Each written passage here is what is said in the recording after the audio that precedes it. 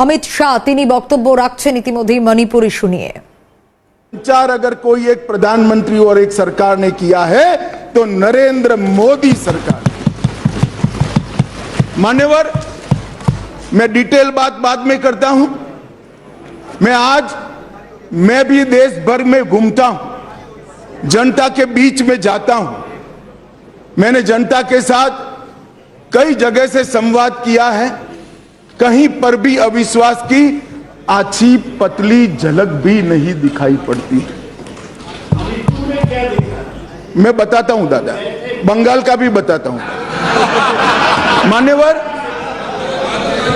ये सरकार, मैं इस सदन के सामने आपके माध्यम से और इस सदन के माध्यम से पूरे देश की जनता को बताना चाहता हूं और धन्यवाद भी करना चाहता हूं।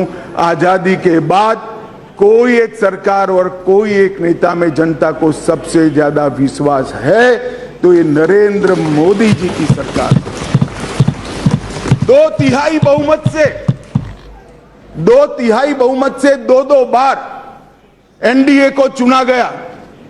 पूर्ण बहुमत से दो बार भारतीय जनता पार्टी को चुना गया। 30 साल के बाद पहली बार पूर्ण बहुमत की स्थिर सरकार देने का काम ये देश की जनता ने लगातार 2 बार किया। और प्रधानमंत्री, मान्यवर, ये प्रधानमंत्री ऐसे हैं जो आजादी के बाद देश में सबसे लोकप्रिय प्रधानमंत्री कोई है तो नरेंद्र मोदी। और ये मैं नहीं कहता, दुनिया भर के कई सर्वेक्षण कहते हैं आजादी के बाद सबसे ज्यादा एक भी छुट्टी लिए बगैर 24 घंटे में से 17 घंटे काम करने वाला कोई प्रधानमंत्री है तो नरेंद्र मोदी। मान्यवर, आजादी के बाद देश के हर राज्य में सबसे ज्यादा किलोमीटर और सबसे ज्यादा दिन प्रवास करने वाला कोई प्रधानमंत्री है तो नरेंद्र मोदी। मान्यवर, कोई सरकारें कई सालों तक चलती है। कांग्रेस पार्टी की सरकार 35 साल तक अक्षुण्ण रूप से चली। कई सालों तक चलते हैं, तब 2, 3, 4 निर्णय ऐसे होते हैं जिसको युगों तक याद किया जाता है। मान्यवर, नरेंद्र मोदी सरकार 9 साल हुए, 9 साल में 50 से ज्यादा फैसले ऐसे हैं जो युगांतकारी फैसले हैं, जो इतिहास के अंदर स्वर्ण अक्षरों से मंडित। मान्यवर, आज 9 अगस्त का दिन है। 9 अगस्त के दिन महात्मा गांधी ने हमारे आजादी के आंदोलन के एक नए अध्याय की शुरुआत की थी। उन्होंने नारा दिया था, अंग्रेजों भारत छोड़ो, क्विट इंडिया का नारा दिया था। मोदी जी ने ये 9 साल के अंदर 2014 से 2023 में लगभग 9.5 साल में एक नए प्रकार का राजनीतिक युग का शुरुआत किया है। मान्यवर, लगभग 30 साल से इस देश की राजनीति भ्रष्टाचार, परिवारवाद और तुष्टीकरण के नासूर से ग्रसित रही। सारे के सारे जनादेश, कोई भी चुनावी विजय पराजय के आंकड़ों के एनालिसिस करने वाले पंडित सारे जय पराजय को देख ले। मोदी जी के 2014 के विजय के पहले सारे जय पराजय या तो भ्रष्टाचार से प्रभावित थे, भ्रष्टाचार किया इसको हटाने के लिए आए, या तो परिवारवाद से प्रभावित थे, परिवारवाद के पीछे जातिवाद का एक अनवरत संतान भी होता है, और तुष्टीकरण से प्रभावित जनादेश थे। भारतीय लोकतंत्र को ये 3 नासूरों ने घेर लिया था। नरेंद्र मोदी जी ने भ्रष्टाचार, परिवारवाद और तुष्टीकरण को हटाकर पॉलिटिक्स ऑफ परफॉर्मेंस को तरजीह दी और आज विकास जनता के फैसलों का निर्णय करता है।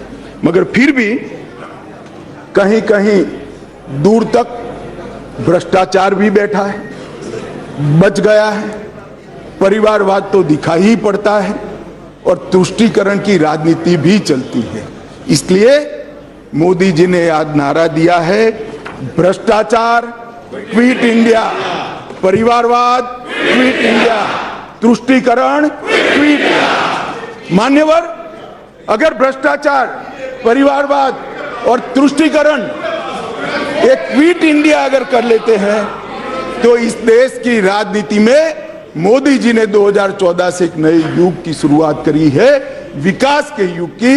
वो हमारे स्वतंत्रता सेनानियों के कल्पना के भारत की निर्मित 2047 के बहुत साल पहले कर देगी, इसका मुझे पूरा विश्वास है। मान्यवर, अविश्वास का प्रस्ताव एक संवैधानिक प्रक्रिया है, हमें कोई आपत्ति नहीं। विपक्ष का उद्देश्य है कोई भी हो, विपक्ष का अधिकार है, अविश्वास का प्रस्ताव ले आते हैं। और मैं तो कई बार मानता हूं कि अविश्वास प्रस्ताव से पार्टियों के और गठबंधनों के चरित्र उजागर होते। कई बार अविश्वास प्रस्ताव आए, मैंने जैसे पहले कहा, मैं 3 अविश्वास प्रस्ताव का जिक्र करना जरूर चाहूंगा।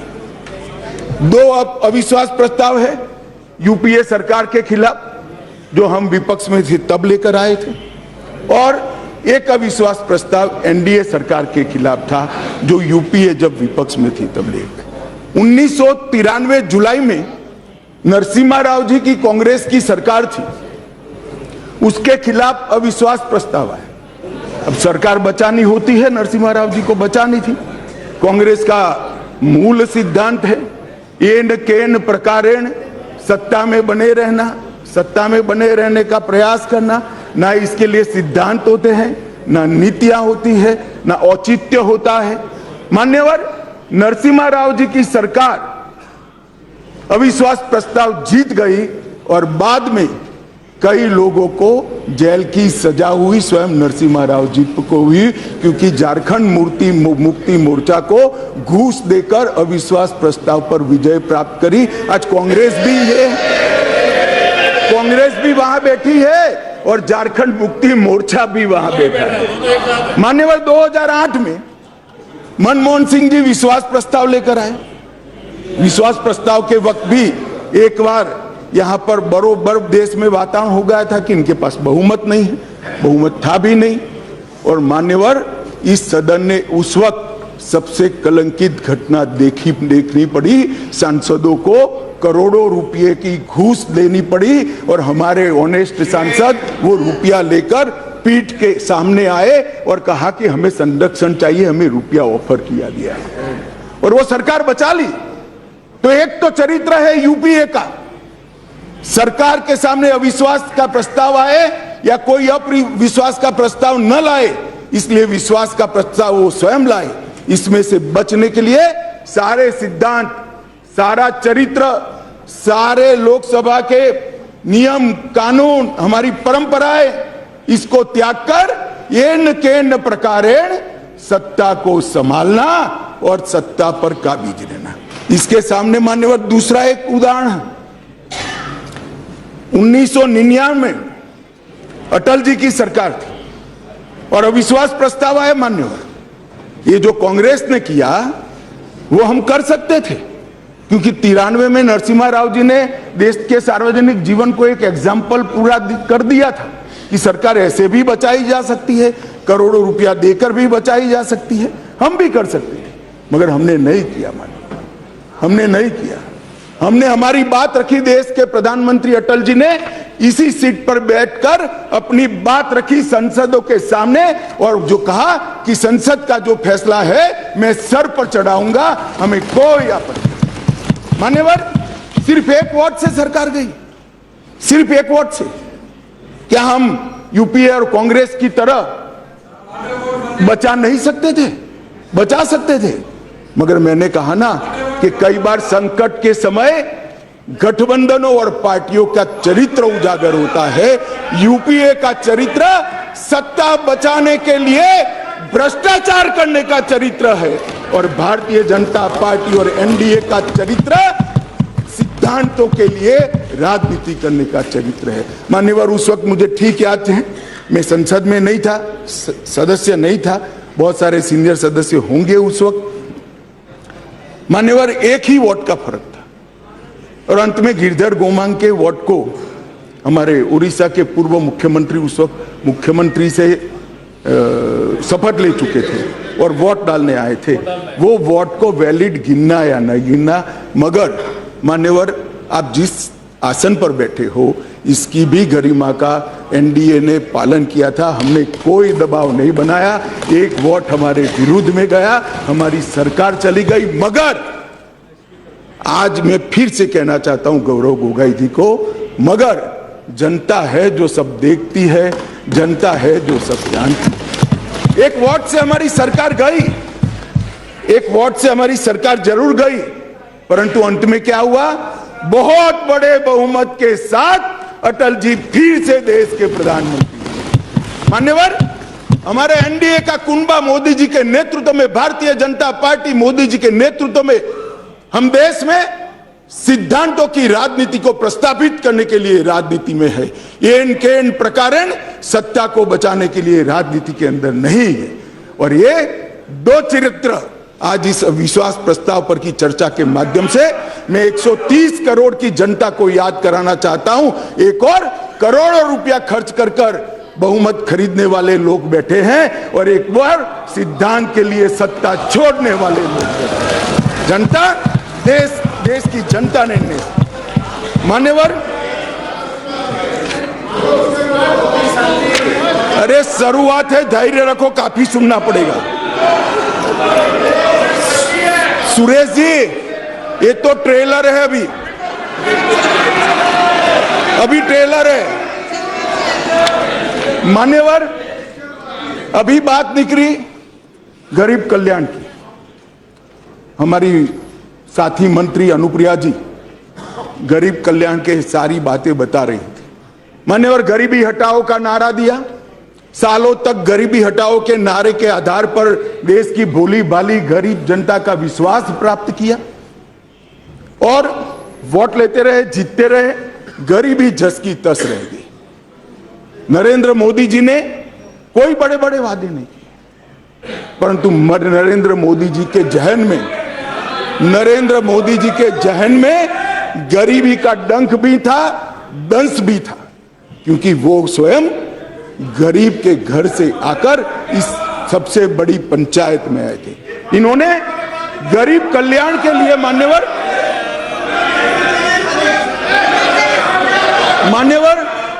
इन्होंने गरीब कल्याण के लिए ढेर सारे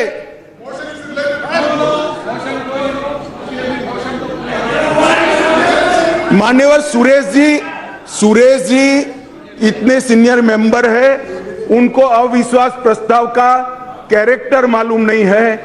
आप जब अविश्वास प्रस्ताव लेकर आते हो तो सरकार के समग्र कामकाज पर क्वेश्चन मार्क करते हो, और क्योंकि ये क्वेश्चन मार्क पॉलिटिकली मोटिवेटेड है, इसलिए मुझे सरकार के परफॉर्मेंस की चर्चा करनी पड़ेगी। मान्यवर, इस देश के करोड़ों गरीबों के नसीब में जब तक मोदी जी प्रधानमंत्री नहीं बने धुएं से भरा हुआ घर था। मोदी जी ने 9.6 करोड़ 9 करोड़ 60 लाख गरीब महिलाओं के घर में गैस का सिलेंडर भेजा और उसकी झूंपड़ी को धुएं से मुक्त कराने का काम किया।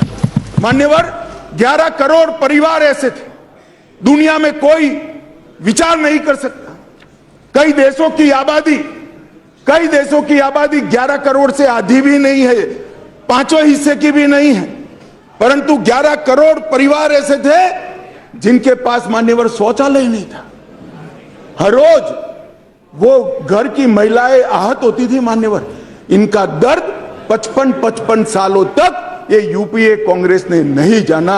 नरेंद्र मोदी जी प्रधानमंत्री बने और 9 साल के अंदर 11 करोड़ 72 लाख परिवारों को शौचालय देने का काम। मान्यवर, देश के बहुत बड़े तबके में और विशेषकर गरीब के घर में, दलित के घर में, आदिवासी के घर में, पिछड़े के घर में, झोंपड़पट्टी में शुद्ध पीने का पानी नहीं मिला, फ्लोराइड युक्त पानी पीते थे, भरी जुआनी में बूढ़े हो जाते थे, बाल सफेद हो जाते थे, हड्डियां टेढ़ी हो जाती थी। मान्यवर, मोदी जी ने हर घर नल के माध्यम से 12.65 लाख करोड़ मतलब 12 करोड़ 65 लाख घरों में जल से नल पहुंचाने का काम समाप्त। मान्यवर, ये हमेशा बोलते हैं, अभी भी चुनाव में कहते हैं कि हम किसानों का कर्ज माफ करेंगे, किसानों का कर्ज माफ करेंगे। मान्यवर, मैं पूछना चाहता हूं, ये आता है क्योंकि वो तो मजदूर रखता नहीं है, स्वयं ही बेचारा मेहनत करता है।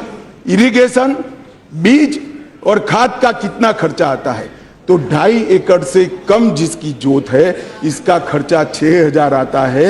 मोदी जी ने 6,000 रुपया इसको दे दिया। भैया तुम ऋण ही मत, आपने तो एक बार किसान को ऋण मुक्त किया, मोदी जी ने पूरे जीवन के लिए उसको ऋण मुक्त करने का काम किया है। मान्यवर, इस देश में 50 करोड़ लोग ऐसे थे, करीब 60 करोड़ लोग, जिनके घर में बीमारी आ जाए तो पिताजी की मृत्यु हो जाएगी इसका डर नहीं लगता था, इलाज का खर्च कितना आएगा इसका डर लगता था, और वो पूरा परिवार ऋण के बोझ के तले दब जाता था। मान्यवर, मोदी जी ने 50 करोड़ लोगों को 5 लाख तक का सारा स्वास्थ्य का खर्चा माफ कर दिया। आज देश के किसी भी गरीब के घर में बीमारी आती तो 5 लाख तक का सारा इलाज, चाहे ऑपरेशन करना हो, चाहे दवाइयां देनी हो, चाहे टेस्ट कराना हो, वहां तक कि अस्पताल से घर जाने के रिक्शा के 200 रुपया भी हम दे रहे हैं। 5 लाख रुपया हर परिवार को। मान्यवर, जब हमने बैंक का अकाउंट खोलने की जनधन योजना लेकर आए, तब मजाक उड़ाया जाता था। हमारे बिहार के मुख्यमंत्री नीतीश कुमार जी ने हमारा कड़ा मजाक उठाया कि अकाउंट तो खोल दिया, अंदर क्या डालेगा, जरा बॉनी तो कराओ। नीतीश बाबू, आज मेरी बात सुन लीजिए, हमने 49 करोड़ 65 लाख बैंक अकाउंट खोले, जिसमें 2 लाख करोड़ गरीबों के जमा है, और राज्य सरकार और केंद्र सरकार की 300 से ज्यादा योजनाओं का पैसा डीबीटी के माध्यम से जनधन अकाउंट में ट्रांसफर होता है। मगर साहब, ये जनधन योजना का क्यों विरोध कर रहे थे, समझने जैसी बात है। एक बार इस देश के तत्कालीन प्रधानमंत्री ने कहा था, जो यूपीए से ही थे, उन्होंने कहा था कि मैं दिल्ली से 1 रुपया भेजता हूं, 15 पैसे पहुंचते हैं। वो तो ठीक है, स्वीकृति की सच्चे आदमी थे, नए नए राजनीति में आए थे, बोल गए। मगर मैं अब आगे पूछना चाहता हूं, क्योंकि बाकी लोग तो यहीं बैठे हैं, भैया 85 पैसा कौन ले जाता था? ये 85 पैसा कौन ले जाता था? मान्यवर, 85 पैसा ये ले जाते थे जिनको इसके अंदर कटकी और बटकी करनी थी। मान्यवर, जो जनधन योजना का विरोध कर रहे हैं, वो 85 पैसा एंजॉय करने वाले लोग हैं, क्योंकि अब भारत सरकार रुपया भेजती है तो सीधा रुपया पहुंच जाता है। कांग्रेस की तरह नहीं 85 पैसा, सीधा रुपया गरीब के घर में पहुंच जाता है। मान्यवर,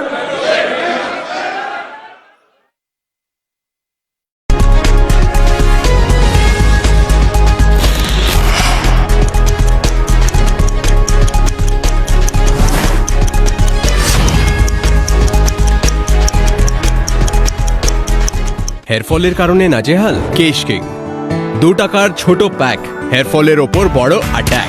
21টি জড়িবুটি সমৃদ্ধ কেশ কিং আয়ুর্বেদিক শ্যাম্পু এখন 2 টাকায়। মানডে এনজয় করতে আজই চলে আসুন হাওড়াতে আল তামার রেস্টুরেন্টে।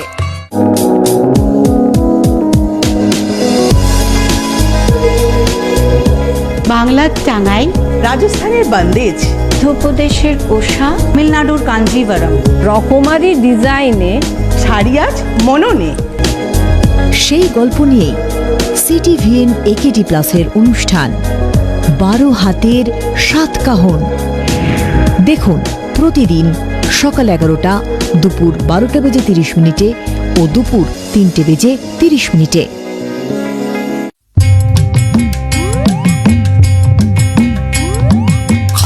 টনটা হাপু উপুস হুপুস প্রথম পাতেই ঘি, সুগন্ধেতে পাগল মনে হচ্ছে সব কি।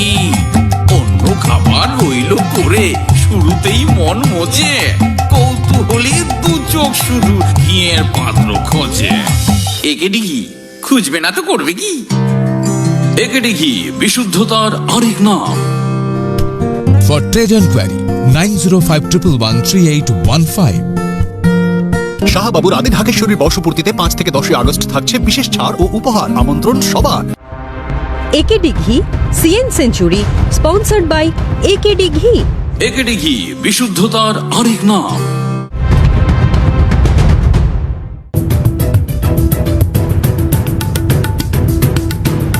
চাঁদের আকর্ষণ বলের অধীনে আরও একটি কক্ষপথ পেরিয়ে গেল চন্দ্রযান-3। দ্বিতীয় কক্ষপথ অতিক্রান্ত নির্বিঘ্নে, আর 3 ধাপ পেরোলেই হাতে চাঁদ পাবে ইসরো।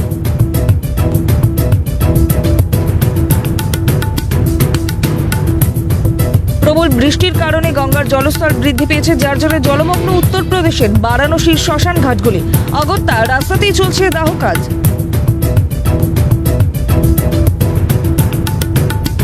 ব্যবসায়িক সঙ্গীর সঙ্গে দেখা করতে গিয়ে নিখোঁজ বিজেপি নেত্রী।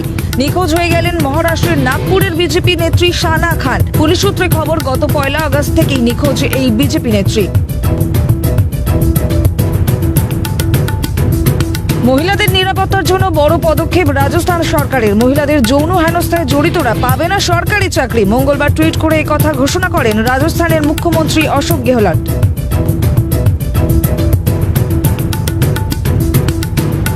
মধ্যরাতে প্রেমিকার সঙ্গে দেখা করতে গিয়ে বিপত্তি, ধরা পড়ার ভয়ে ছাদে লুকোতে গিয়ে দুর্ঘটনা, ছাদ থেকে পড়ে মৃত্যু যুবকের।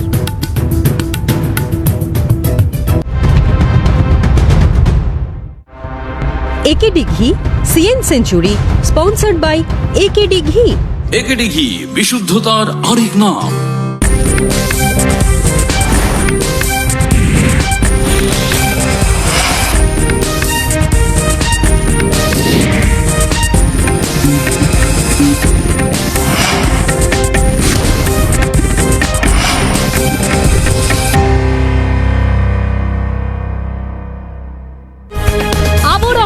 হেডলাইন্স নিবেদনে আবরণ এক্সক্লুসিভ, রঙিন প্রতিদিন, আবরণকে সঙ্গে নিন।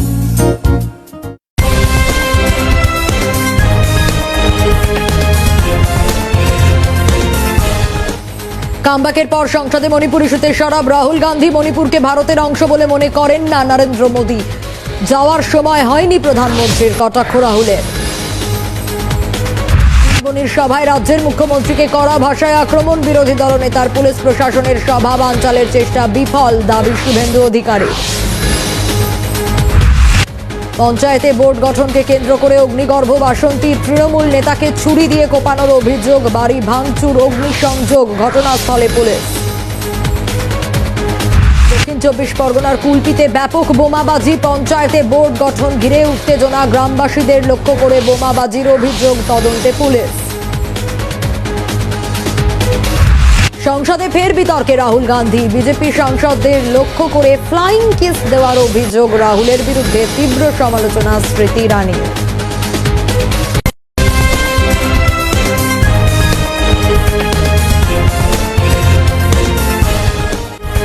আবরণ হেডলাইন্স নিবেদনে আবরণ এক্সক্লুসিভ, রঙিন প্রতিদিন, আবরণকে সঙ্গে নিন।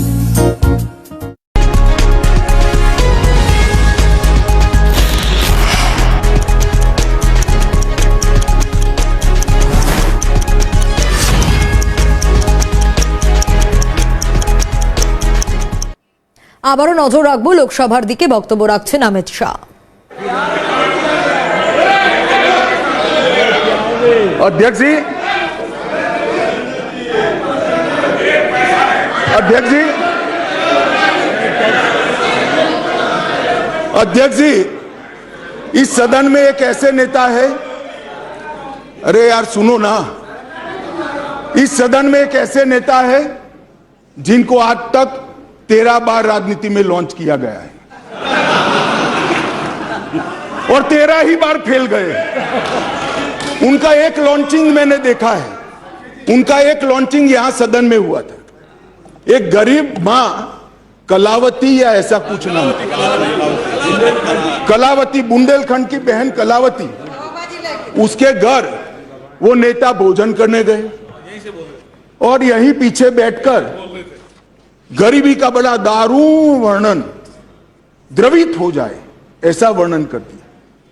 ठीक है भाई, अच्छा किया, आप इतने बड़े व्यक्ति होकर गरीब कलावती के घर पर भोजन पर गए, उसका भोजन कर लिया और इसकी वेदना को यहां वाचा दे दी।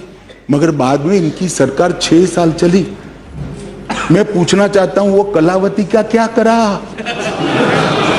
वो कलावती को घर, बिजली, गैस, शौचालय, अनाज, स्वास्थ्य, ये सब देने का काम नरेंद्र मोदी ने।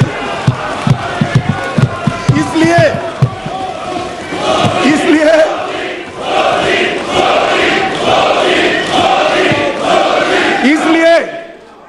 जिस कलावती के घर पर आप भोजन पर गए हो, इसी को भी मोदी जी पर अविश्वास नहीं है, वो आज मोदी जी के साथ है।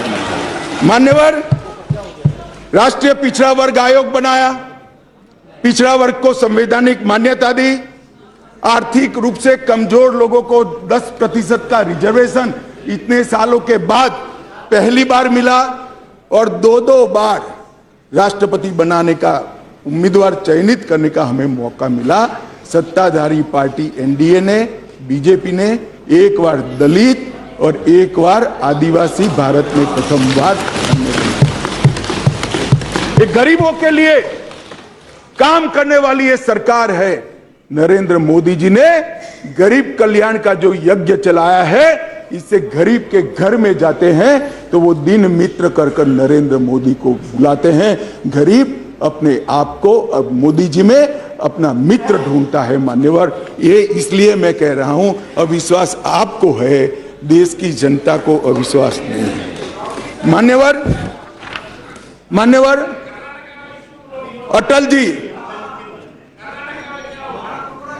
अटल जी इस देश को 11वीं अर्थव्यवस्था छोड़कर गए।